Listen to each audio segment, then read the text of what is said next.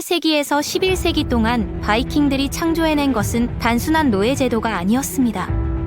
여성들이 고통받도록 하는 구조를 너무나 정교하게 만들어서 아랍 연대기 작가들과 비잔틴 역사가들, 유럽의 수도사들 모두가 이런 인간적 잔혹함은 전례가 없다고 입을 모았을 정도였죠. 바이킹족의 노예가 된다는 것, 더욱이 여성 노예가 된다는 것은 당시로서는 살자보다 싫은 삶이었습니다. 이번 시간은 바이킹족 그들이 잊으려고 했던 이야기를 풀어보겠습니다.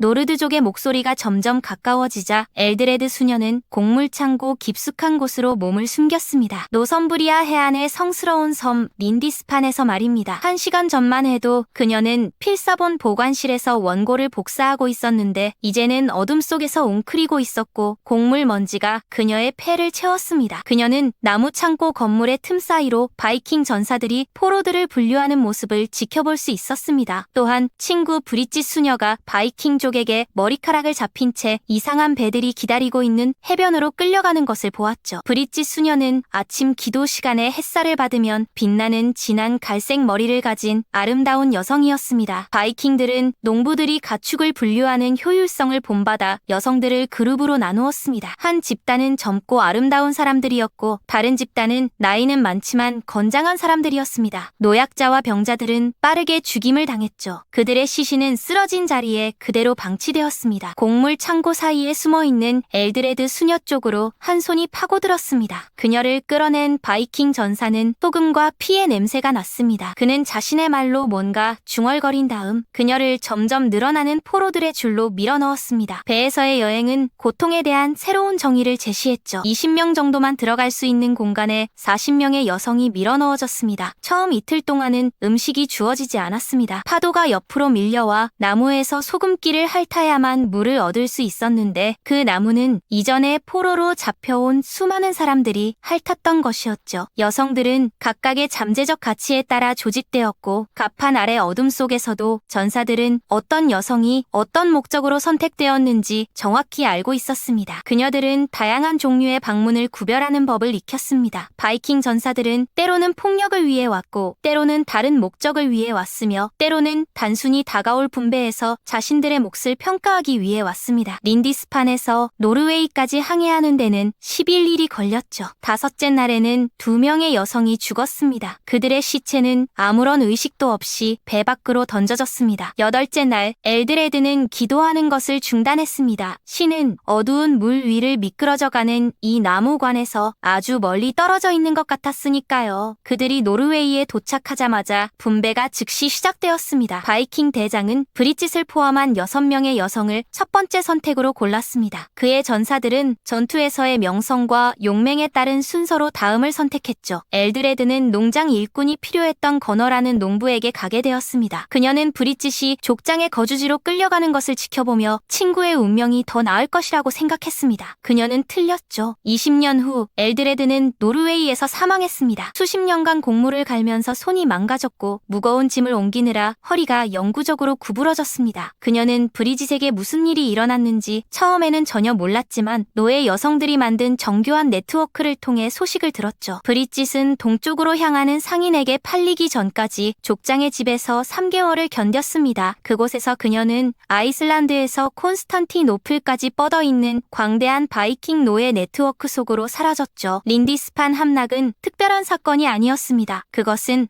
북유럽을 변화시킨 3세기 동안의 습격을 대표하는 사례가 되었을 뿐입니다. 모든 수도원, 모든 마을, 모든 고립된 농장은 똑같은 가능성에 직면해 있었습니다. 배들은 새벽에 언제든 나타날 수 있었고 그들이 나타나면 여성들은 인간으로서의 삶이 끝났다는 것을 알았죠. 그런데 브릿짓은 아름다웠고 바이킹 포로 생활에서 아름다움은 상상을 초월하는 저주였습니다. 프랑크족 마을을 성공적으로 습격한 다음 날 아침 족장 라그나르 아이언핸드는 포로로 잡힌 여성들의 대열 사이를 천천히 걸었습니다. 그의 부하들은 그들을 대략적인 나이와 겉보기 건강 상태 순서로 정렬해 놓았죠. 200명의 여성이 임시 캠프의 진흙 속에 무릎을 꿇고 있었고 그들의 집에서는 멀리서도 여전히 연기가 피어오르고 있었습니다. 그는 숙련된 효율성으로 이들을 세 범주로 분류했죠. 첫 번째 집단인 노동자에는 나이든 여성들과 힘든 생활의 흔적을 보이는 사람들이 포함되었습니다. 이들은 몸이 망가질 때까지 밭을 갈고 곡식을 갈고 노동력으로 가정을 부양하게 될 것이었습니다. 두 번째 집단인 번식조는 출산 가능한 나이에 건강한 젊은 여성들로 구성되었죠. 그들은 더 많은 노예를 생산할 것이고 그들의 자녀는 자동으로 어머니의 지위를 물려받게 될 것이었습니다. 세 번째 집단은 특별한 목적을 위해 지정되었고 아름다운 사람들, 귀족들, 아주 어린 사람들이 포함되었습니다. 마리는 30세였고 네 아이의 어머니였으며 바이킹들이 현관문에서 남편을 쓰러뜨리는 것을 지켜봤습니다. 그녀는 노동자 집단에 배정되었죠. 그녀의 손은 일을 할 줄 안다는 것을 보여주었고 튼튼한 체격은 앞으로 수년간 생산적인 노동이 가능할 것임을 암시했습니다. 그녀는 라그나레의 집에서 하루 16시간씩 곡식을 갈아야 했는데 반복적인 동작으로 인해 그녀의 손가락들은 점차 변형되어 꼬인 뿌리 같게 되었습니다. 그녀의 몸이 더 이상 기능하지 못하고 너무 낡아서 부러뜨릴 수도 없는 도구처럼 닳아 없어질 때까지 그녀는 8년을 견뎠습니다. 이사벨은 16살이었고 저항을 조직하려 했던 하급 귀족의 딸이었죠. 그녀는 번식자 집단에 배정되었습니다. 한 달 안에 그녀는 그 분류가 무엇을 의미하는지 이해하게 될 것이었습니다. 1년도 안 되어 그녀는 첫 아이를 낳았는데 그 아이는 아버지의 이름을 결코 알지 못할 소년이었죠. 그 후 10년 동안 그녀는 7명의 아이를 낳았는데 모두 노예로 태어났고 일할 수 있게 되자마자 모두 그녀와 헤어지게 되었습니다. 바이킹 경제는 인간 재산의 증식을 기반으로 운영되었습니다. 마가리타는 상황을 초월하는 아름다움을 지니고 있었죠. 눈물과 진흙 속에서도 여전히 놀라운 외모를 가진 20세의 그녀는 특수 목적 집단에 배정되었습니다. 그녀의 운명은 다른 사람들과는 즉시 달랐죠. 마리와 이사벨은 스칸디나비아에 머무르는 반면 마가리타는 몸을 씻고 더 좋은 음식을 먹고 여러 언어로 기본 구문을 배웠습니다. 그녀는 동부의 거대한 노예 시장에서 최고가 입찰자에게 팔리기 위해 준비된 투자였죠. 선별 과정은 바이킹의 약탈이 경제적으로 정밀하다는 것을 드러냈습니다. 이것은 무작위적인 폭력이 아니라 계획된 수학이었죠. 정교한 노르드 노예제 시스템 내에서 각 여성 계층은 특정한 시장 가치와 지정된 목적을 가지고 있었습니다. 바이킹은 7세기 후 대서양 노예 무역이 시작되기 전까지는 따라잡을 수 없을 정도로 효율적으로 인간의 고통을 산업화했습니다. 그들은 여성의 손으로 노동력을, 엉덩이로 번식력을 판단했습니다. 그들은 어떤 민족이 어떤 시장에서 프리미엄 가격을 받는지 알고 있었죠. 프랑크족 여성들은 아일랜드에서 좋은 가격으로 거래되었습니다. 아일랜드 여성들은 아이슬란드에서 높이 평가되었죠. 슬라브 여성들은 비잔틴 시장에서 최고가를 받았습니다. 경제적 계산은 더욱 심도 있게 진행되었습니다. 직조를 잘하는 여성은 그렇지 못한 여성보다 3배의 가치가 있었습니다. 특히 라틴어를 읽고 쓸 줄 아는 여성은 교육받은 하인을 찾는 비잔틴 가정에 팔리기도 했죠. 약초와 치유에 대한 지식을 가진 여성은 다양한 면에서 바이킹 가정에 봉사할 수 있었습니다. 모든 기술은 가치를 높였습니다. 모든 능력은 생존 기간을 연장하는 것을 의미했지만 생존 자체는 의심스러운 축복이 되었죠. 마리는 첫날 갈돌 앞에 끌려갔을 때 자신의 운명을 알게 되었습니다. 갈돌은 2개의 거대한 원형 돌로 하나는 다른 하나 위에 놓여 있었고 나무 손잡이가 달려 있어서 계속 돌려야 했습니다. 곡물은 위에서 쏟아져 들어오고 밀가루는 아래에서 나왔으며 손잡이를 돌리는 여성은 이 변화를 유지하기 위해서만 존재했죠. 그녀가 대신한 여성은 전날 사망했는데 7년 동안 같은 동작을 한 후 심장이 멈췄기 때문이었습니다. 마리는 자리를 잡고 밀기 시작했습니다. 돌은 무거웠죠. 일은 끝이 없었습니다. 그녀의 손은 몇 시간 만에 피가 나기 시작했습니다. 일주일 후에는 굳은 살이 생겼고 한 달 후에는 손가락 관절이 뻣뻣해지기 시작했습니다. 6개월 후에는 어깨와 등에서 끊임없는 통증이 시작되었죠. 2년이 지나자 그녀의 척추는 영구적으로 구부러져 갈돌의 리듬이 그녀의 심장 박동과 일치하게 되었습니다. 그녀는 더 이상 춤추는 법을 기억하지 못했고 웃는 법도 거의 잊었습니다. 그녀의 아이들이 어디에 있는지, 남편의 무덤이 어디에 있는지 궁금해하는 시간도 점점 줄어들었습니다. 돌만 있을 뿐이었고 그 돌의 무게와 끝없는 회전만이 있었죠. 마리의 삶은 갈돌의 단조로운 리듬으로 축소되었습니다. 그녀는 매일 아침 새벽에 일어나 밤이 될 때까지 같은 동작을 반복했습니다. 점심시간에는 묽은 죽과 빵 한 조각이 주어졌지만 그조차도 갈돌을 멈추지 않고 먹어야 했습니다. 겨울이 되면 차가운 돌로 인해 손이 갈라지고 피가 났지만 여전히 돌려야 했습니다. 여름에는 열로 인해 현기증이 났지만 쓰러질 수는 없었습니다. 그녀 앞에 있던 여성이 그 자리에서 죽었던 것처럼 말이죠. 한편 이사벨의 경험은 달랐지만 똑같이 파괴적이었습니다. 그녀는 그녀는 처음 몇 달 동안 자신의 상황이 일시적이라고 믿으려고 노력했습니다. 아버지가 몸값을 지불할 것이라고 아니면 프랑크 군대가 그녀를 구하러 올 것이라고 생각했죠. 하지만 첫 번째 임신이 확실해졌을 때 그녀는 자신이 영원히 이곳에 머물게 될 것이라는 것을 깨달았습니다. 아이는 그녀 안에서 자라면서 사슬이 되어 그녀를 이 땅과 이 운명에 영원히 묶어놓았습니다. 출산은 고통스러웠고 산후조리 기간은 짧았습니다. 아이가 젖을 떼자마자 다시 임신했고 이런 주기가 계속 반복되었습니다. 그녀의 몸은 더 이상 자신의 것이 아니었고 단지 더 많은 노예를 생산하는 도구가 되었죠. 매번 출산할 때마다 그녀는 조금씩 죽어갔습니다. 신체적으로도 정신적으로도 말이죠. 그녀의 자녀들은 걸음마를 배우기 시작하자마자 그녀에게서 떨어져 나가 다른 노예들에 의해 키워졌습니다. 그들은 어머니를 다른 노예들과 구별하지 못했고 이사벨은 자신의 아이들이 자신을 모르는 낯선 사람처럼 바라보는 것을 지켜봐야 했습니다. 10년이 지나자 그녀는 거울에서 자신을 알아보지 못했습니다. 한때 저항을 조직했던 용감한 소녀는 사라졌고 그 자리에는 부서진 여성이 있었습니다. 그녀는 더 이상 탈출을 꿈꾸지 않았고 단지 다음 출산이 자신을 죽여주기를 바랄 뿐이었습니다. 마가리타의 이야기는 또 다른 차원의 공포를 보여줍니다. 그녀의 아름다움은 그녀를 더 값비싼 상품으로 만들었지만 그것이 더 나은 대우를 의미하지는 않았습니다. 오히려 그 반대였죠. 그녀는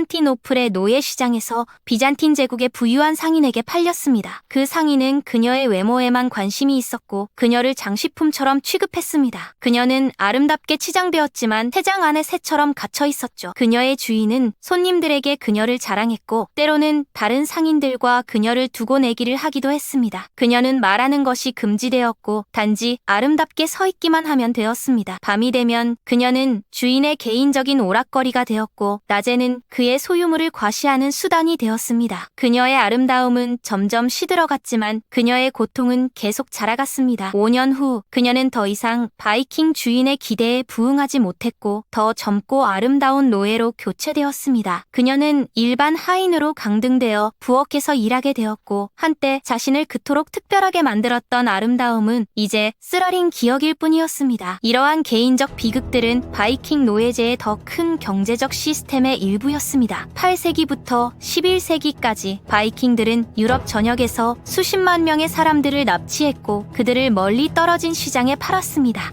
이 거래는 단순히 개별적인 범죄 행위가 아니라 국제적인 경제 네트워크였습니다. 노예들은 향신료와 실크, 은처럼 거래되었고 그들의 가격은 공급과 수요에 따라 결정되었습니다. 바이킹들은 이 잔혹한 거래에서 수익을 극대화하기 위해 정교한 시스템을 개발했습니다. 이번 시간은 바이킹족들의 여성 노예 시스템에 대한 주제였습니다.